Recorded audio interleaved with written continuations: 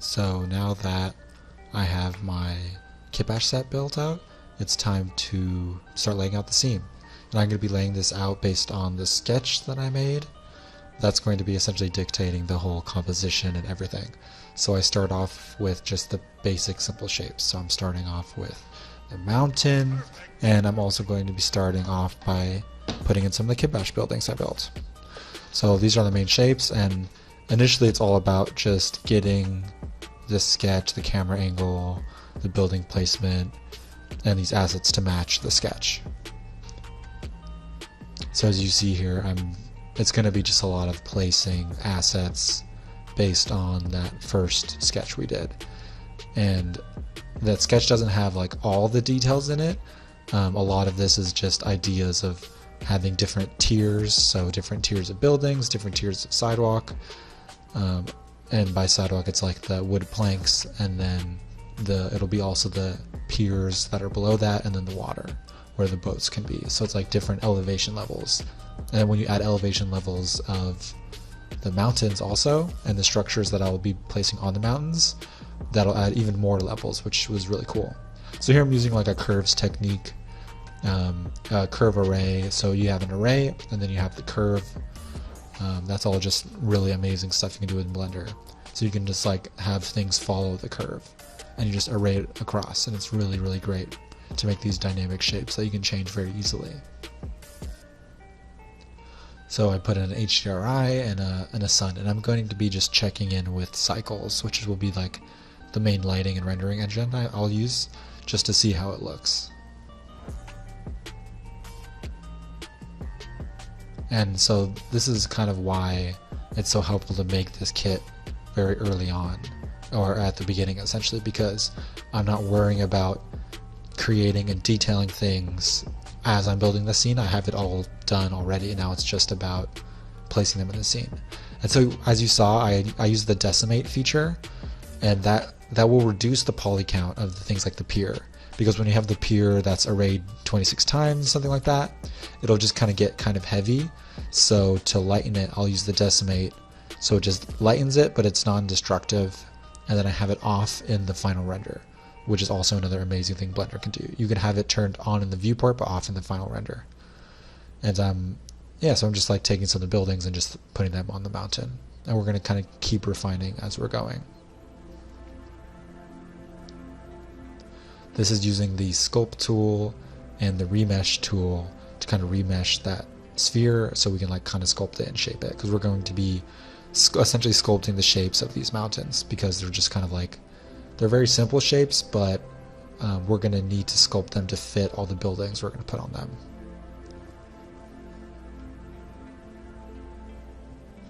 And making sure I get good use out of all the buildings, so that there's going to be a decent amount of variety in this city. Having them going at different levels, facing different directions as well, will be really good for variety. And again, I'm like referencing back to my sketch, trying to see where like the main shapes and clusters of those shapes are going to be. So I'm just keep trying to match it. The sketch has a lot of things that I like with proportions, so I keep wanting to get those shapes. Of course, we need our figure for scale, just so we know how it feels. And then any elements we need, we can just grab it from the library. And then also I knew that this is going to be kind of like a stacked city, so it's okay to kind of like bash buildings together, because it's not like the most pristine type of city. It's going to be a little bit dirty. It's going to be older. Buildings are kind of going to be built at odd angles. It's not like a super uniform city on like a grid. It's like an organically built city is the idea. So like houses can be kind of like, it's okay to kind of like jam them into each other a little bit.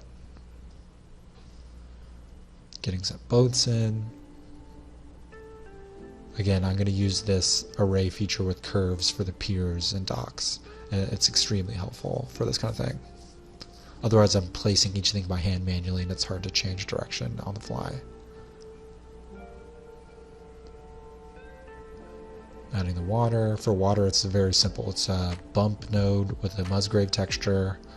I'm going to turn the transition up, and then I'm essentially using mapping and then the scale to just adjust the kind of like the waves essentially. But you can just put it on a plane, and it's really great for that. Turns out pretty cool. Working on the foreground here a bit. We built the railings already, so all we have to do is kind of like take them, change a little bit of proportion to fit what we want, and it's good to go.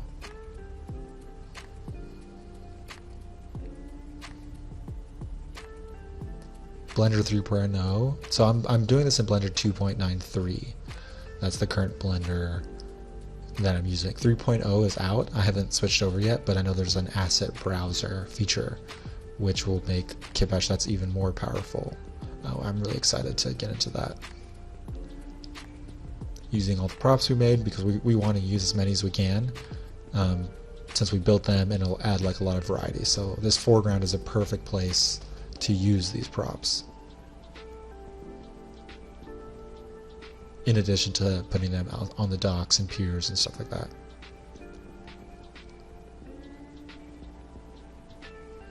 And a big part of the design is having like piers that kind of attach to each other and spiral off.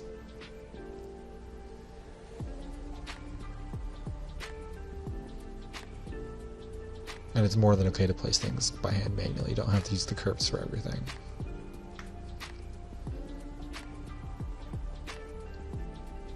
And I want this city to feel like it goes back further, so I want overlaps with the buildings. Using the cranes that I built, because I think that'll be a really great way to get things up from the ships onto the higher level docks and walking pier. Again, making sure I use all the buildings that I built, because it'll add more variety.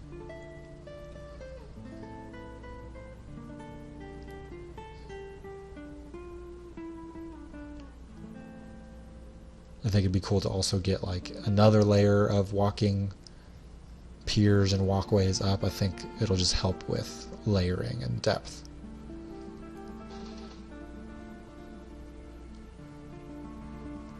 Using the walls. Kind of just like taking that, I just wanted like a cool roof section there, so I just took a building and just kind of bashed it in.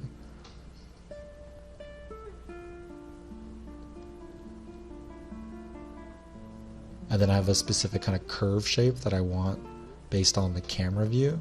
So I'm kind of like working on it, checking it, I'm going to camera view, working on it, checking it, going to camera view. Because how it looks in camera view is the most important. And then I built these staircases, so it's good to have like a long staircase and a short staircase just for easy use. You can make it wider very simply, and then so I can just use that, yeah.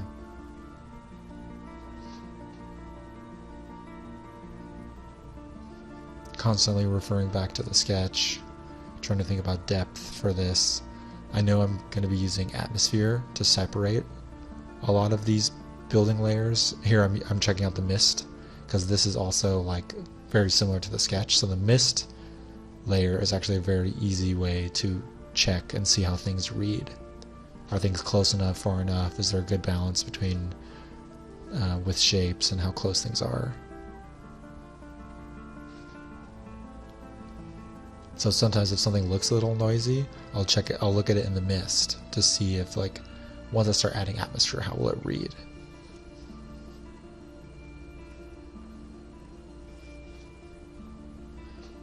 I made a big pier section, so I can just kind of copy that around.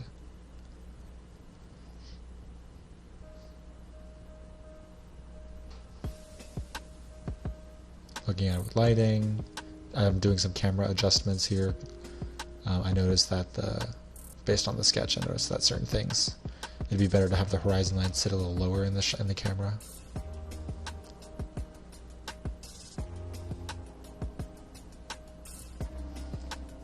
I'm going to end up trying a few different textures for the mountains. I want it to have this like light stone look with like plants and greenery growing on it, so you kind of have that contrast. If you look at some of the seaside mountains in Japan, they have some like really great looks with lighter stone and greenery on them. So that would be really fun to match. So I'm going to be playing around with different textures on this. Initially this is kind of like a more rocky texture that I'm going to try to lighten.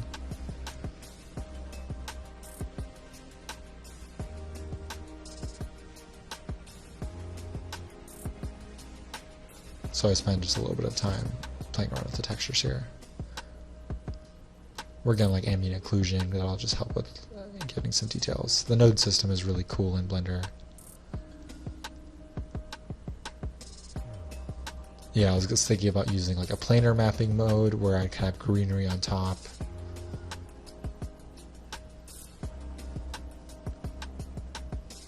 I think I stick with this for a little bit just so I get like some type of texture and greenery on the top surfaces.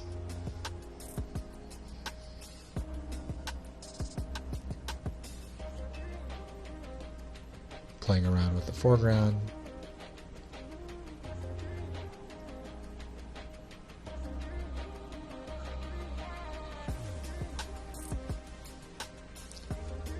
And now it's like time to start expanding and continuing based off the sketch and original idea.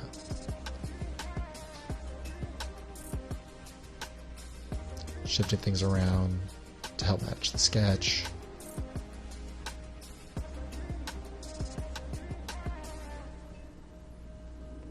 I noticed that the pier was coming out more in the middle, so I wanted to move that around a bit.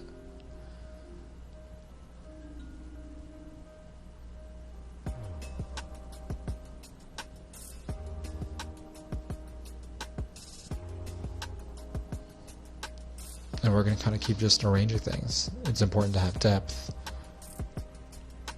And it's important to have like a semblance of how things work. Some fun ideas of like pathways that are high up connecting to the buildings would be really cool. Here I'm like testing out like, oh, I think the camera should be a little lower and it'll add a bit more emphasis in the building. So I lower it and kind of work on the foreground a little bit more.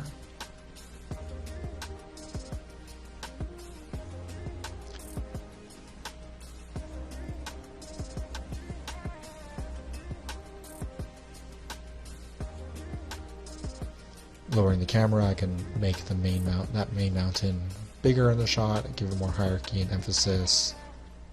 And now just a little bit of work on how these structures connect to the mountain. Originally I just take like this bamboo stuff because I'm like, oh yeah, I know I'm going to need that, but I'm going to start actually building out what these structures look like and they're going to be like these wooden structures that stack onto the mountains. And in the sketch there was like a bridge that connects it, so I know I'm going to need a bridge. Some of these elements I think would be really cool on the bridge. So however I can reuse elements, the better. And here you can see how I use like a repeating texture, just taking one of these towel textures and throwing it on to this big surface. And then I want to start also making sense of a little bit of how these things work and operate. We're going to end up detailing this a lot more. And I'm going to end up turning it into these like pulley elevator systems that can kind of like bring people and goods up and down the mountains. And since this is so large, it needs more detail as well.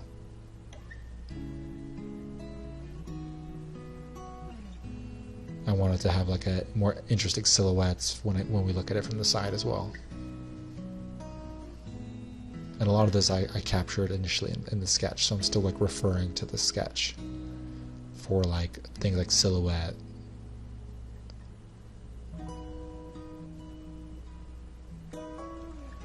Having a person there for scale.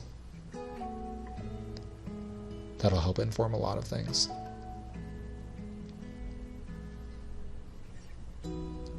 Construction wise, you want like those angled beams.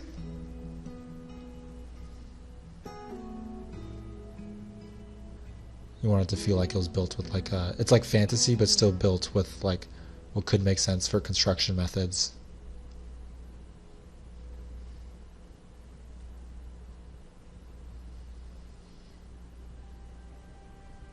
And when you do a lot of kit bash stuff, it's okay to like spend a bit of time. So you can like either go the method of blocking out everything very roughly initially with just like basic blocks and cubes and cylinders, or you can kind of like do this as more kit bash method where you build the things out and then kit bash them around. And I think both are very viable.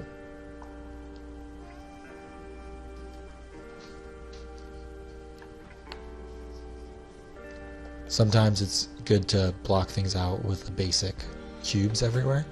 And then you're like, okay, now that I've kind of got the scene set up with basic cubes and cylinders, then I can like start detailing out some assets well and then start replacing them. Because you don't want to find yourself blocking things out with basic cubes and then individually going to each cube and detailing it, because you're going to waste a lot of time. It's just not going to be the most time efficient process. And you're going to find yourself doing the same type of details over and over, which, sometimes it is what it is. It's just how it's done. You work on it and it kind of evolves as you work on it. That's fine too. But if you want to work a different way, that's also fine too. I've done all these different ways at this. And kit bashing can give you a lot of detail. It can be very fast, especially if you build the props yourself and kind of plan ahead of time with sketching.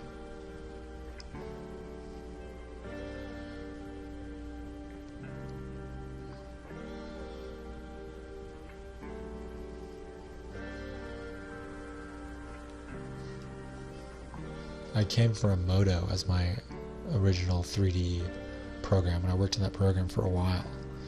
I got really comfortable in it. And initially switching to Blender was like a headache, but I end up falling in love with the way they do their tools, like Shift D to duplicate, and then you can move things along the axis with the middle mouse button. Like, it's really, really convenient. I end up really liking it. So I don't use any widgets to move anything. I'm scaling with S and then SX on the X axis, or SZ along the Z axis. I move everything without widgets, just with using the mouse and middle mouse wheel. It's really, really good.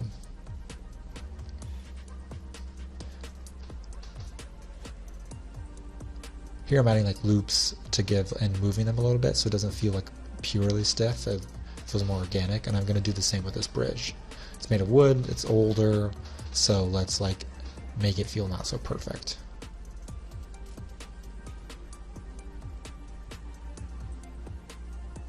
So this structure is looking good enough where I can actually start duplicating it around a bit. It has like a good amount of detail. I like the shape it's doing. It feels functional, that it's like a good support structure shape, so I'm moving around. And I'm also now going to be using the clay tool, because I'm going to be shaping things. I'm going to be putting things on the building, on the mountain, and then using the clay tool to like cut in and push out.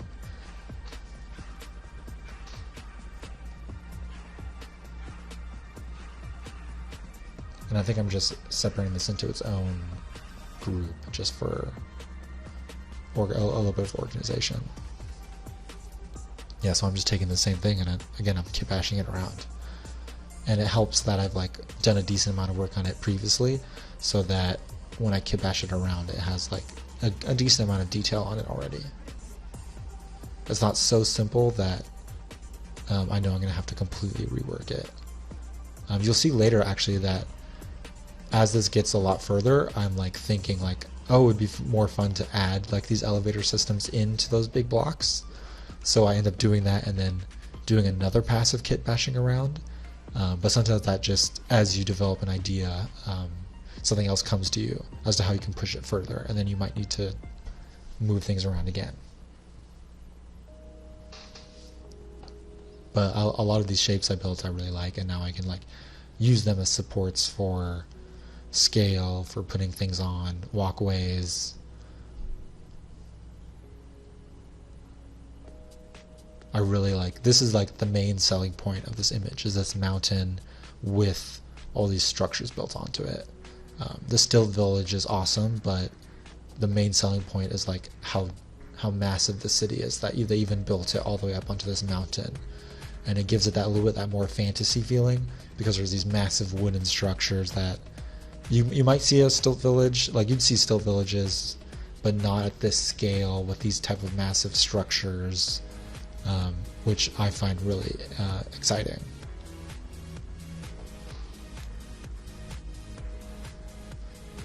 because I always love the idea of taking something normal and then pushing it into like a very fantasy or sci-fi look, and then taking that to a very make it look very realistic if possible.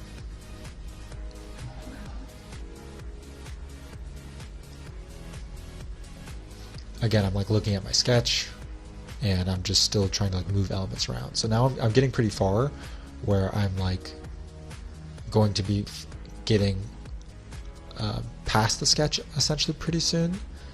But there's still a bit more in the sketch that I can do. I still haven't gotten to that point yet.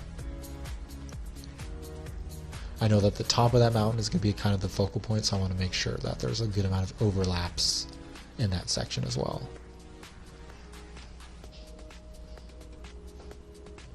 Again, using the sculpt tool. So I'll be putting things there and then using the sculpt tool to cut back on the mountain and then adding supports to it beneath it. I found that this was a good way to work on this kind of structure. Adding more support beams to the structure.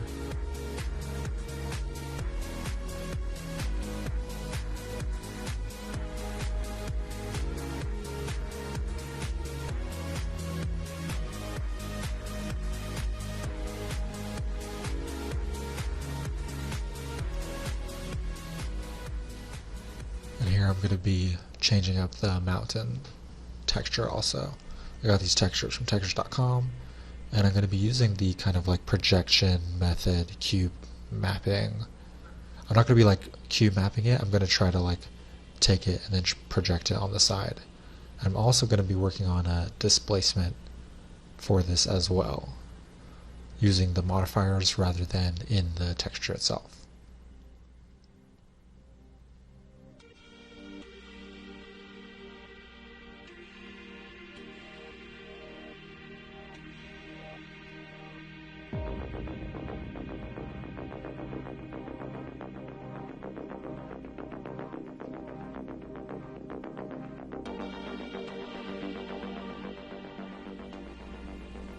So I'm spending a good amount of time working on displacements for these. That'll add a lot of light and shadow detail that is going to feel accurate to the rest of the lighting in the scene. So lighting in the scene is really important to feel like it's cohesive, that everything's kind of receiving the same light and shadow. That can, if you don't feel like that way, it'll feel like something's off. That's often what happens when people photo bash images from different light sources, and then it'll feel off. So that's why I love to take images really far in 3D, so everything gets the same type of light source. And then here I'm also just trying out other textures, but I end up going with that main mountain style texture.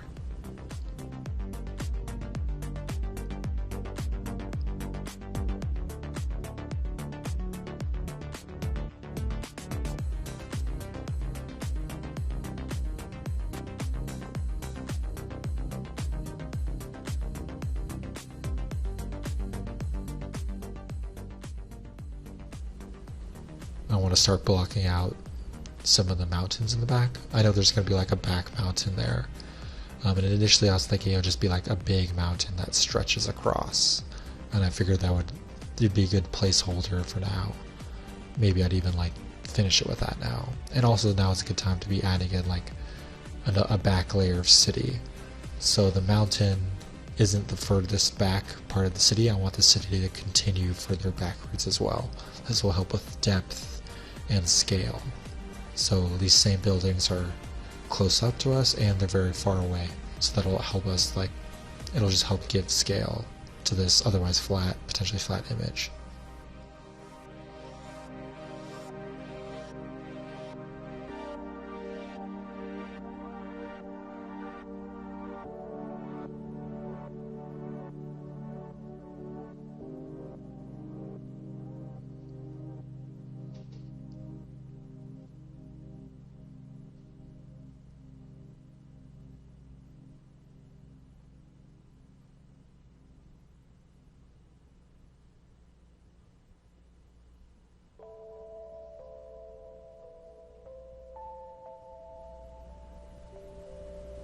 I'm testing out some different lighting ideas here.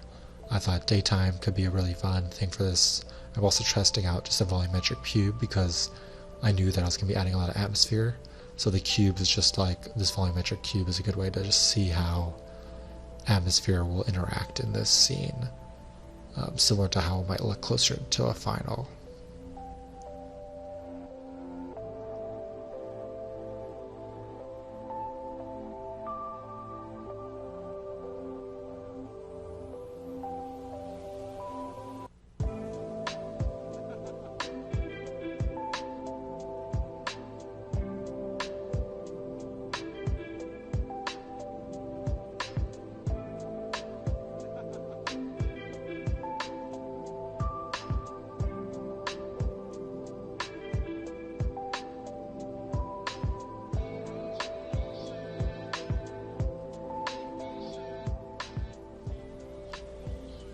And I'm just adding more details. We built these watchtowers, so now would be a cool time to start adding them in. Putting them in on the lower levels, putting them in the higher levels. Again, it's like the same shape over and over will help cell scale. And for story reasons, it adds different height relationships, which is also really good.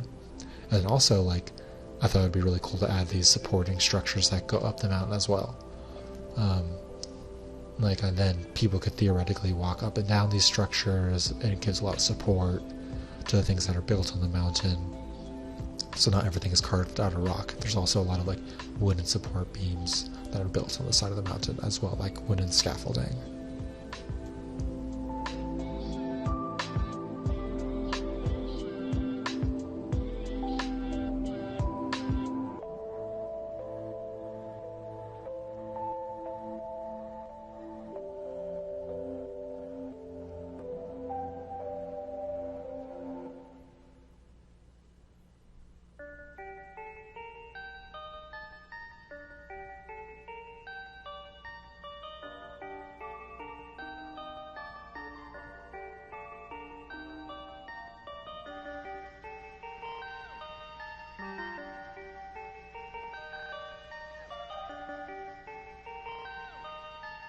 Perfect.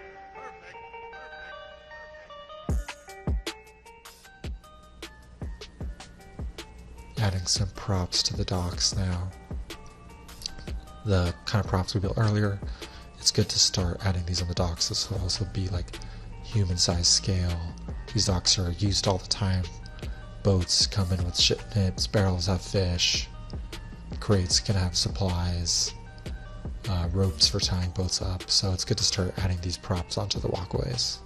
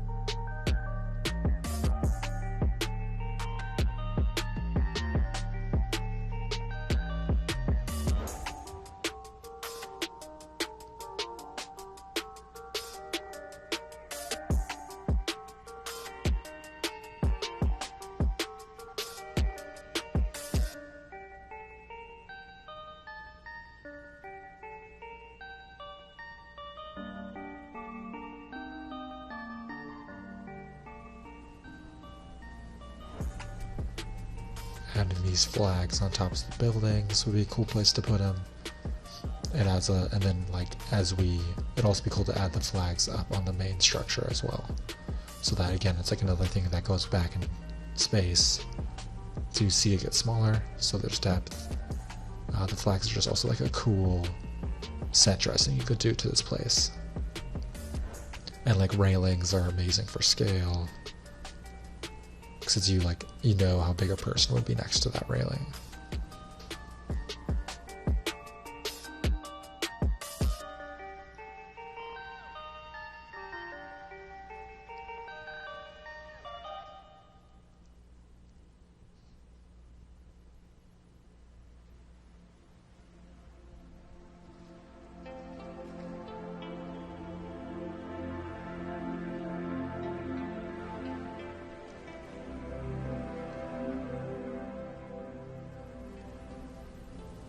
can even use like props to cover parts of the buildings. This adds overlap.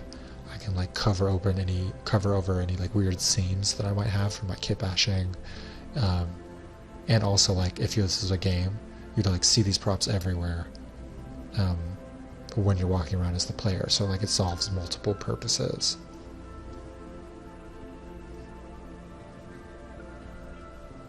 You can see here I'm like starting to build out one of these elevator systems that's going to go into the mountainside.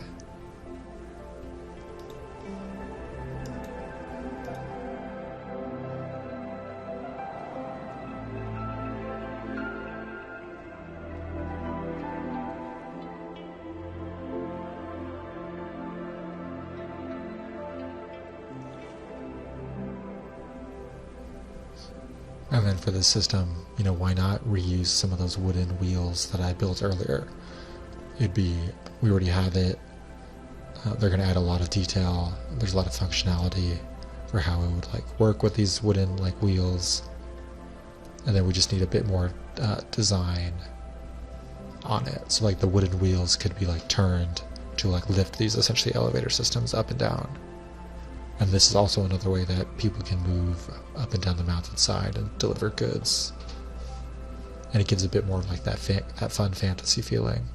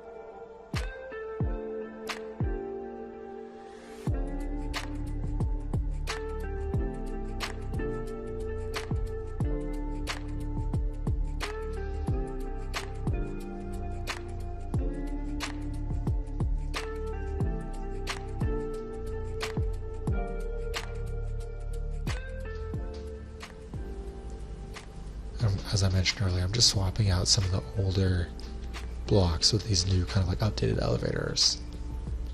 These add more detail, and for something this big, it'll help a lot with scale in the scene. So these are going to be really important to have around.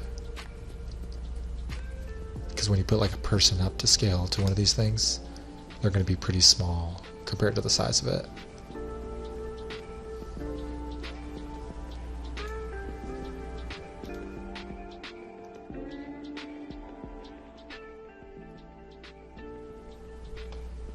And moving them around a bit to make sure they match and to fit in that space too.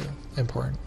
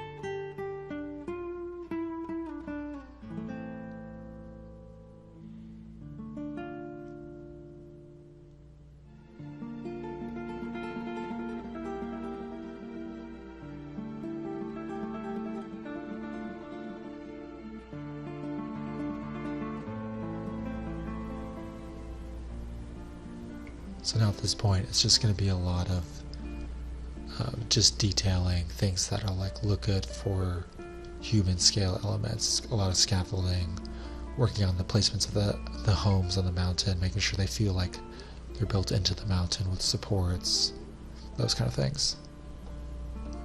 Making sure that these elevators look good and that there's not rock that are like clipping into it. So I'm using the clay tool again to push back the rock and reveal the elevators where needed.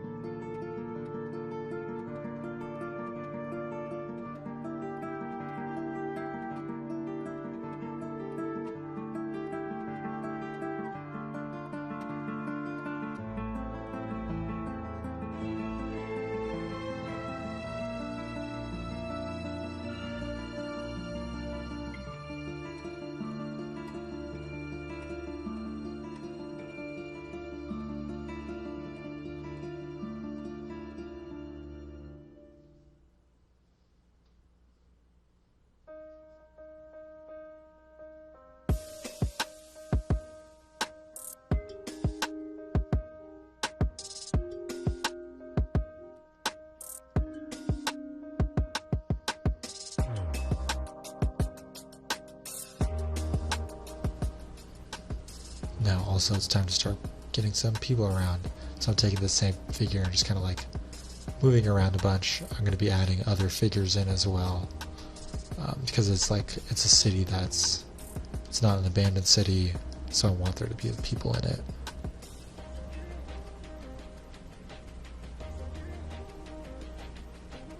And one of the best ways to have scale is to put people in a scene.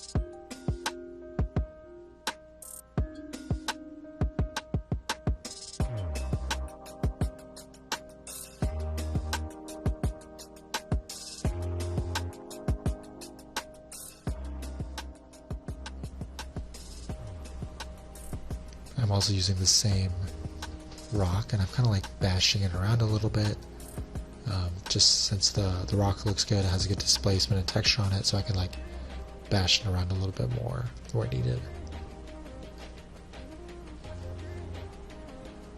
And I'm going to end up actually taking these main rocks and bashing it into the background for more of the background mountains, as you'll see later.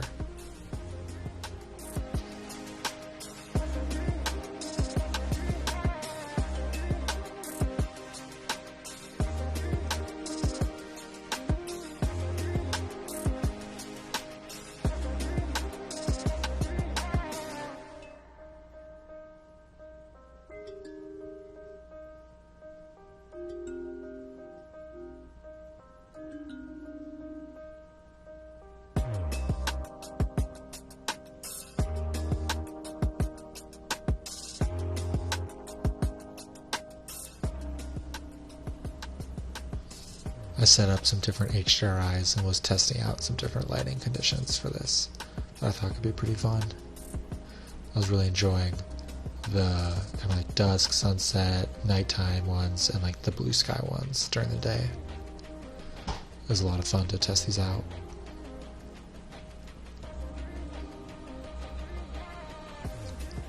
And as we go for the final, I knew that the more like foggy, more nighttime one would be it. And then because it's nighttime, we're going to want to be setting up lights that go on in the city to make it feel alive, that even though it's kind of like nighttime, we're getting close to nighttime, we want there to be like life. It's a city that even at night has like ships coming in and people walking around and trade happening. And the best way to do that is with lights. So first I'll be putting around point lights like you see here, and then I'm going to be placing around lamps and lampposts, and then also lighting up doors and windows on some of the buildings too, to really give light. And so in Blender, the point lights are really useful for this.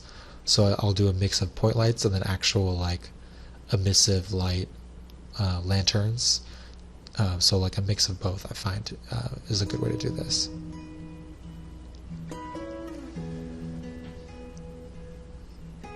And how I'm placing these point lights, I'm using it as separation. So kind of like how you can use fog as separation to like push things in front of each other.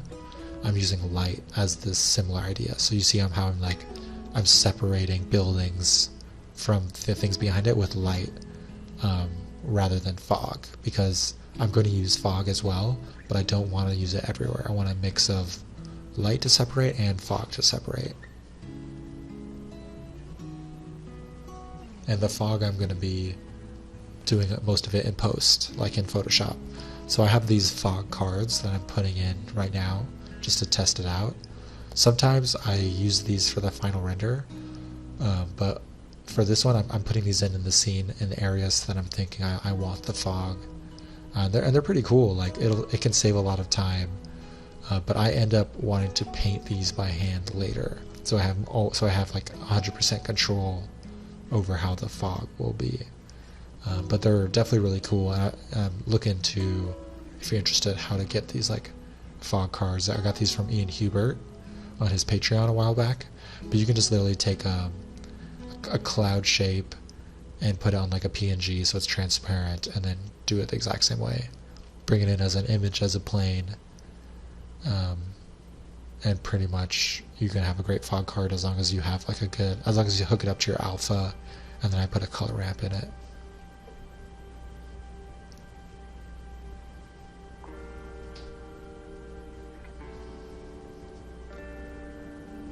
And I'm checking the render because in the render you'll see how strong it is.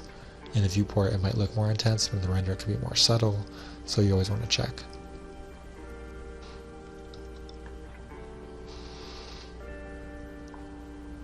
And I've also noticed that I have this bump texture for shingles on the roofs, but it wasn't showing up in the renders as much as I wanted. So I'm actually going to be building out some physical roof shingles to place on some of these roofs that are like facing the camera.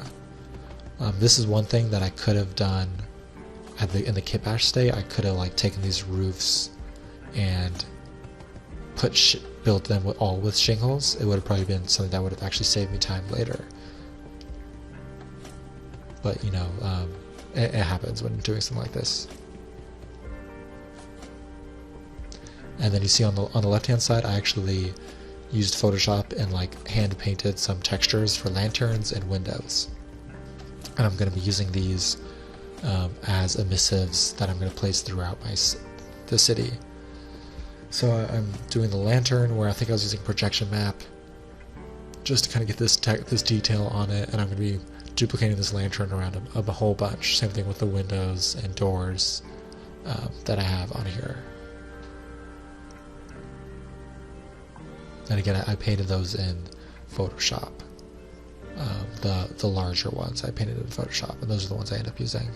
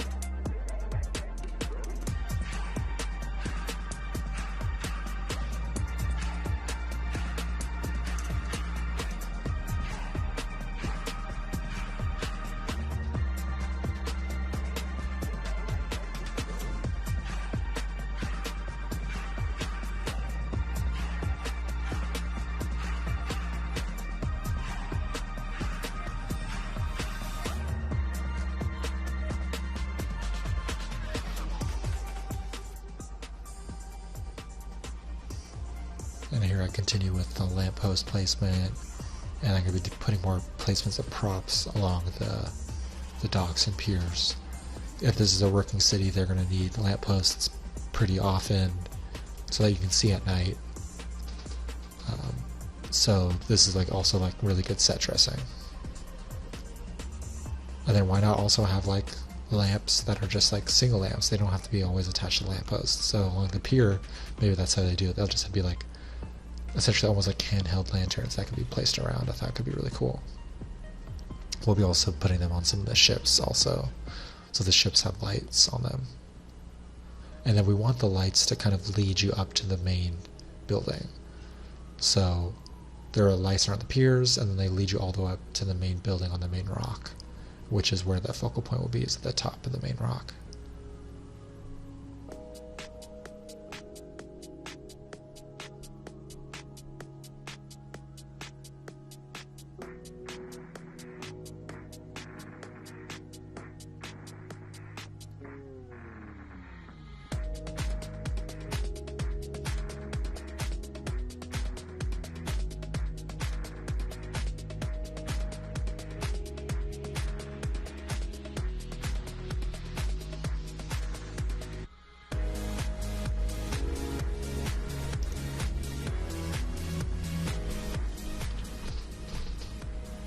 Adding more point lights and lighting.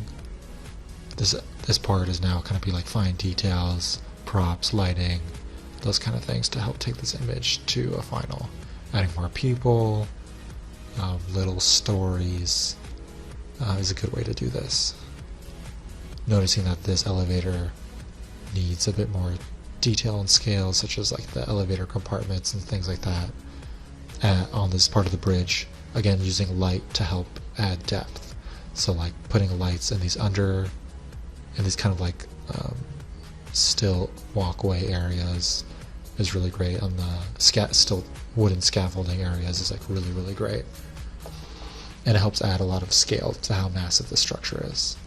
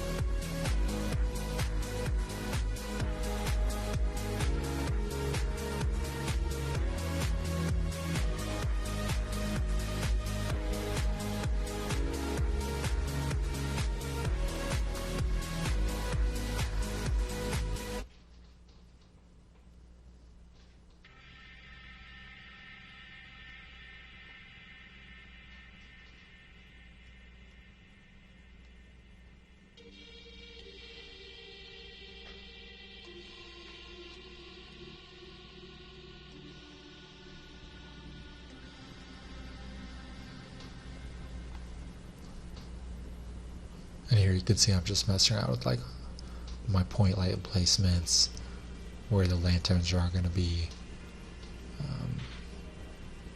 All of this will just kind of help add detail and scale for a city of this size.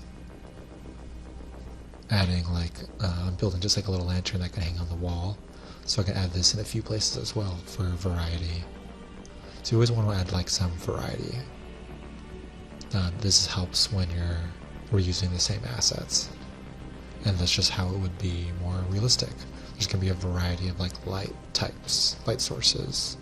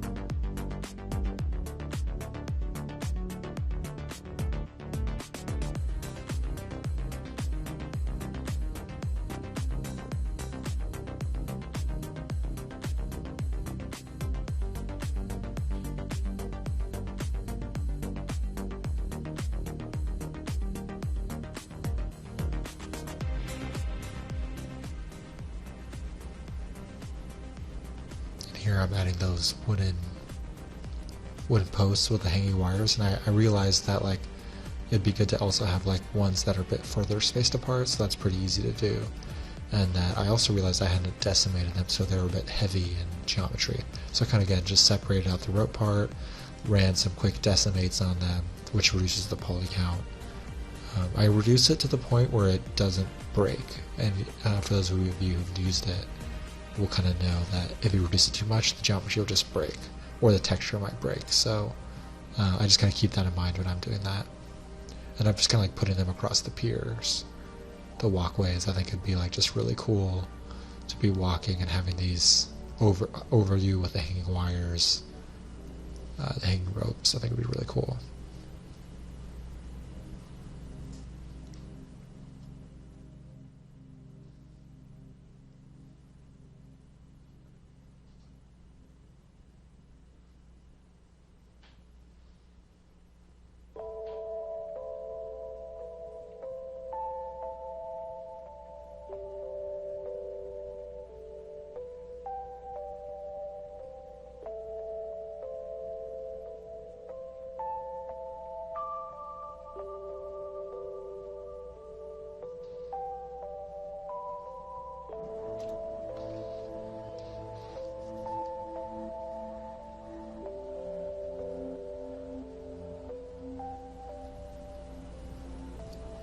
And also I'm using this as an opportunity to hang some ropes in between buildings.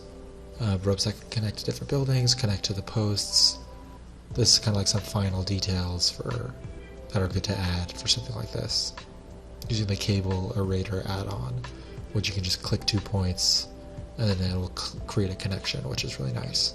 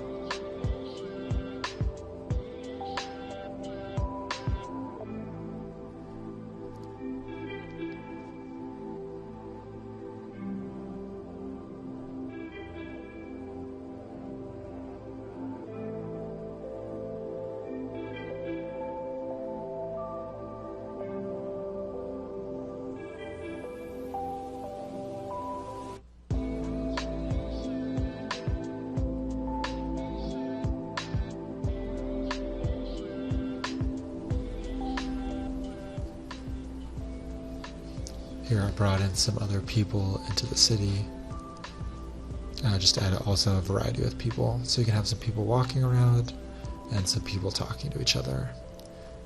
For something like this, that's good. Like people interacting, people walking, people standing. I can also have a few people like kneeling and reaching for things, just to help this place feel like more alive. That it's like it's an existing city. That thing, it's alive. People are doing things. There's like trade happening, and then also I'm bringing in some greenery too, a little bit. I think it'd be fun. Like if you look at some of the reference for some of these cities, like they'll have some greenery. Cities on the water as well. So also it like adds a little bit of organicness to break up some of the hard, stiff feeling of some of the buildings. So a little bit of greenery, a little bit of organic shapes will kind of break up some of these things as well. Yeah, I'm not adding a ton. I'm just adding a little bit. I'm going to add some on the mountainside as well, which will be cool.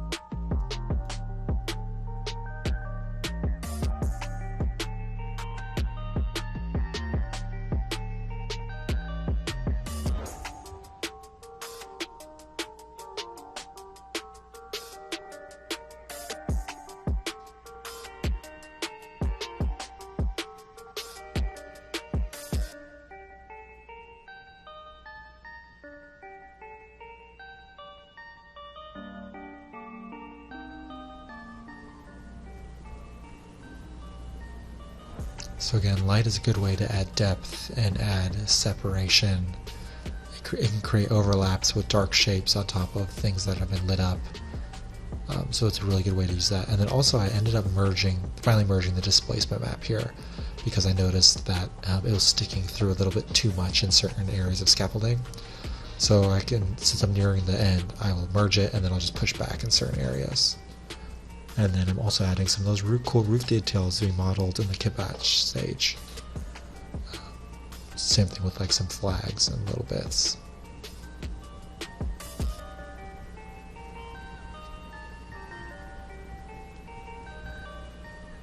I'm playing around with more of these fog cards, but ultimately I end up taking them off in the final render.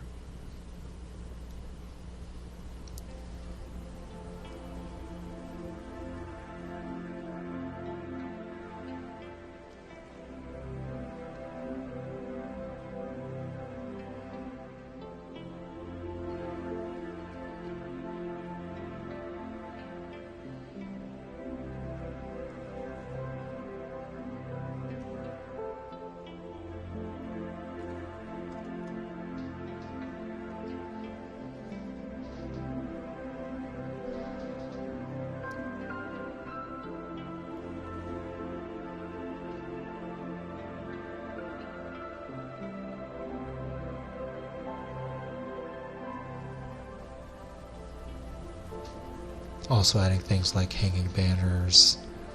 It kind of can give a lot of give some personality to this city. They like this color red, or it just adds a little bit of extra material. This cloth material adds a hanging element.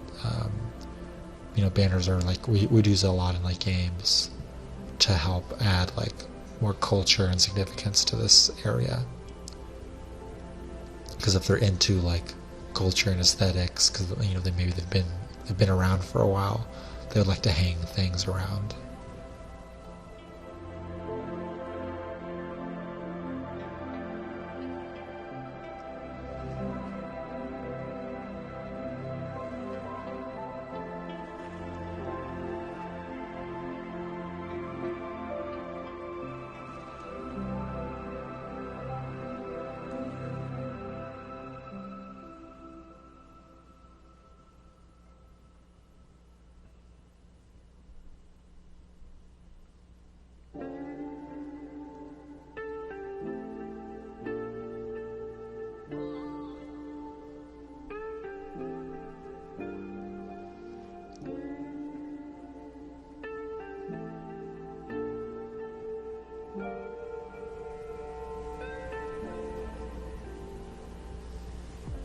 And here I'm building kind of I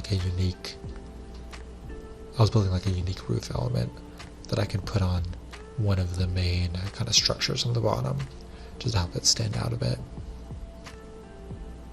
And then these are kind of going to be some of the final details, which is extra shrubs and bushes on this mountainside, extra trees, that kind of thing.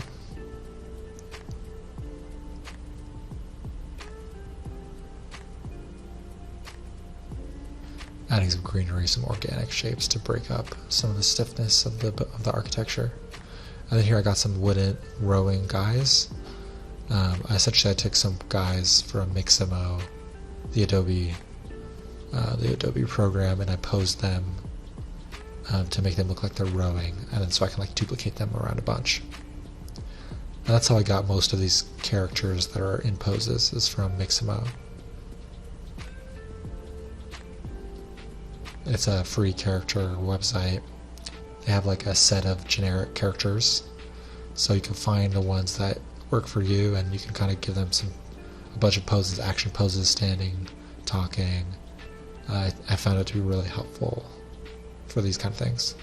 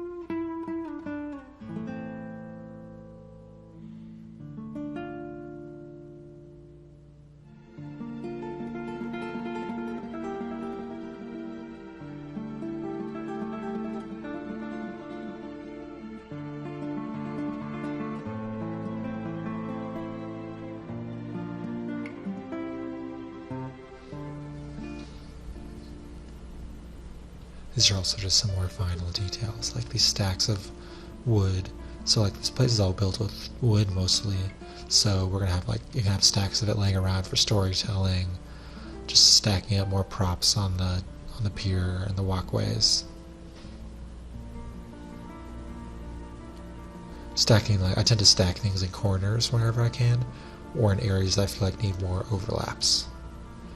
If something feels too flat, it probably just needs more overlapping elements, which will add more depth.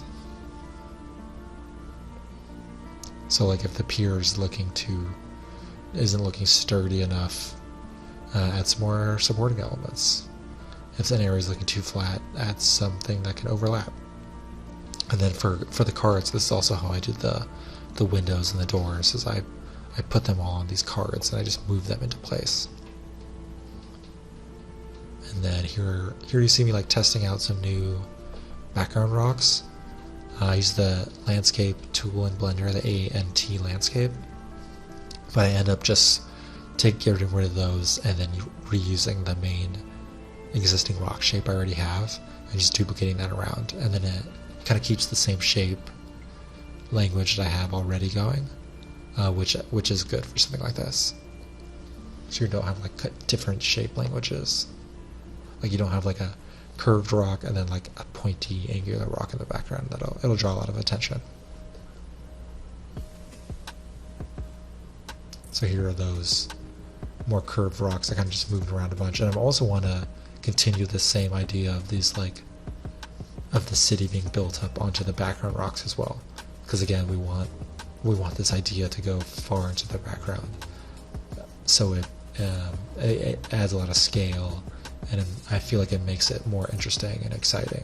Like to me personally, I just love the idea of these whole cities built onto like these mountains, and they're like fantasy cities.